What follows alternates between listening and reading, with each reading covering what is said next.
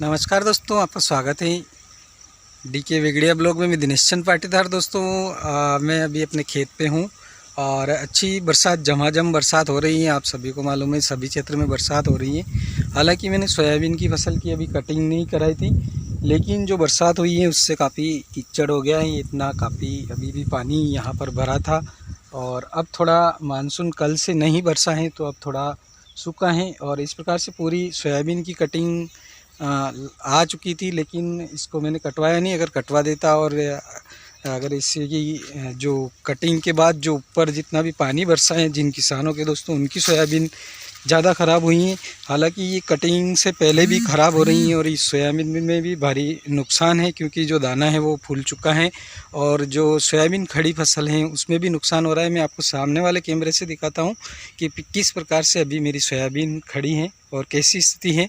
और अभी खेत में पूरा गीला है, तो लगभग ये 4-5 दिन या 6 दिन जब तक धूप अच्छी सी नहीं होगी, अगर लगातार धूप होती तो 5-6 दिन बाद इसकी कटिंग करवा सकता हूँ और फिर इसको खेत से बाहर निकलवा के ही निकलाना पड़ेगा, क्योंकि यहाँ पर रास्ता नहीं है। तो इसको बाहर ले जाना पड़ेगा पूरी तरह से, क्योंकि यहाँ पर अंदर जो है वो पूरा जब तक नहीं सूखता है तब तक मशीन, थ्रेशर और ट्रैक्टर नहीं आ सकते। मैं सामने वाले कैमरे से दिखाता हूँ आपको कि सोयाबीन की स्थिति अभी किस प्रकार है।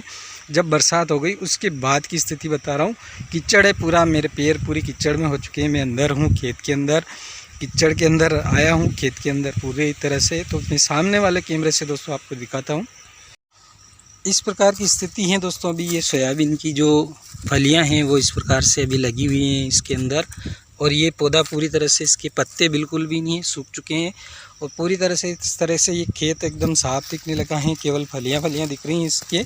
और किसान भाइयों, अगर आपने बीमा कराया है तो बीमा कंपनी को आप टोल फ्री नंबर पर कॉल करके अपनी ज़रूर शिकायत लिखा है, क्योंकि बीमा कंपनी से आपको इसका मुआवजा राशि वो मिल सकती है। हालांकि राजस्थान के अंदर मुख्यमंत्री अशोक जी गहलोत ने निर्देश दे दिए हैं सभी कलेक्टरों को भी, जिन क्षेत्र में अत्यधिक बरसात हुई है और किसानों की जो फसल से भारी नुकसान हुआ है तो उनका सर्वे करके सर्वे रिपोर्ट ज़रूर पहुंचाएं, ताकि किसानों को उचित समय पर, सही समय पर उनका मूल्य मिल सके। तो पहले ही किसान जो लहसुन है, प्याज है, उसमें भी काफ़ी नुकसान झेल चुके हैं। और फिर एक सोयाबीन की फसल अच्छी थी इस वर्ष, लेकिन जो अंतिम दौर था, मैंने कहा था कि लास्ट दौर तक पता चलेगा कि किस प्रकार की स्थिति आपको देखने को मिलेगी।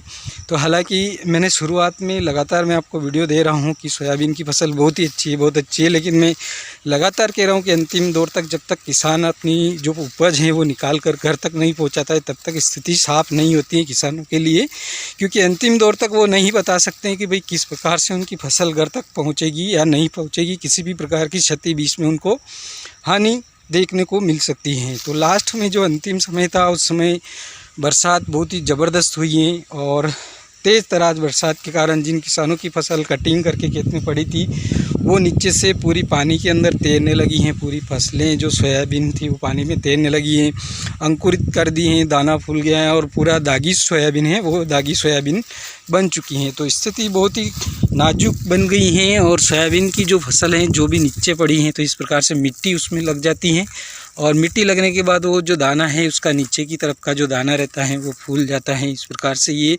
इसमें जो दाना है, काफ़ी दाने अंकुरित भी होने लगे हैं। तो ये स्थिति बहुत ही ख़राब लास्ट में अंतिम दौर में किसानों के लिए बनी है।